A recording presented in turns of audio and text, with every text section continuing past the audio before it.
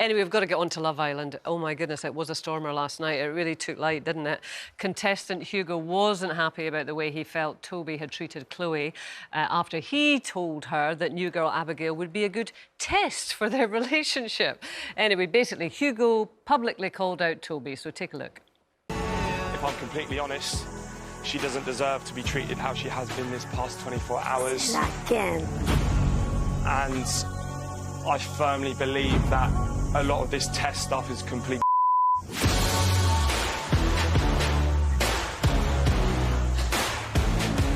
You deserve someone who's honest and communicates with you. And who knows what could happen. Stranger things have happened. Ooh, dramatic stuff. You were cheering, weren't you, Nance? I was, actually, because you could see that he was actually very scared to do that, and it takes a lot to stand up and to risk what other people will think of you. And I thought, you know, she was standing there, she was feeling very vulnerable, and I thought it was brilliant. I thought he was a real hero last night, and I think, you know, it's really important. We're always saying that we need men in our battle as women to change things, and we need them to be part of the conversation. And I think there's a lot of men that would like to more often speak up and say, actually, I don't think that's a great way to treat that person.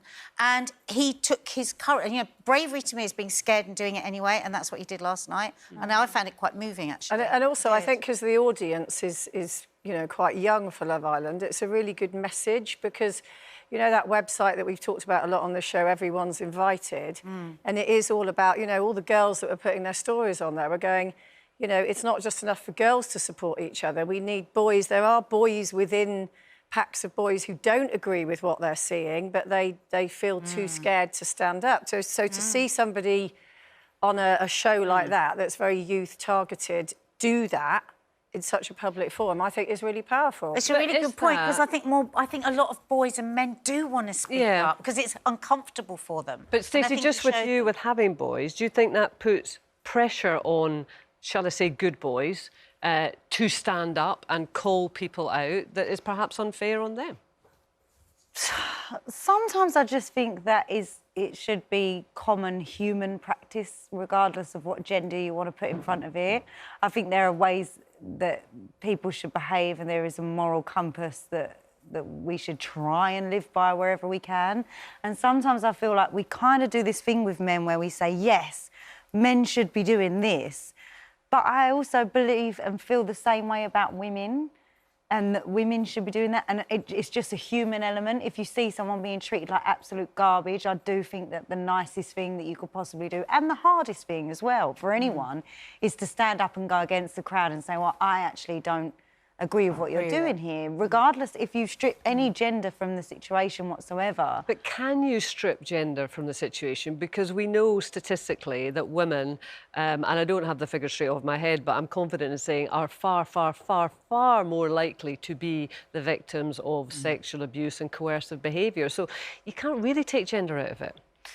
I'm not saying you take gender out of the issues, like women being the abuse cases in women being higher than men. I'm saying in scenarios where there is an injustice or someone's being treated badly, standing up for each other. I do believe that it's not about, because I almost feel like sometimes it's patronising, like, well done for being a nice person. And I think, no, that's how anyone should be. But isn't it sad that it's so out of the ordinary? I mean, look at the faces of all those other people. Yeah. So shocked, so unbelievably shocked that you stood up and went, I think this has been horrendous, and they're now going to have to decide which way they go. Yeah. So, I mean, if it's not gender, then, so as a woman, would you call out unacceptable? You have, Jane, haven't you? Yeah, I did. Many, many, many years ago, when I was actually still quite young, I was dating this guy, and we were in the stage of the thing where you meet their friends and whatever, and we met this couple that he'd been friends with for years. And I just didn't like the way that the guy was talking to the girlfriend. I thought, I really don't like you. I don't like the way that you're... Everything she said, he was like, like belittling her. It wasn't just like a row of that night. It was just a whole attitude. How pleasant. And I just stood up and said, I really don't like this, and I'm going home. And I left. Good for you. I love that. Good.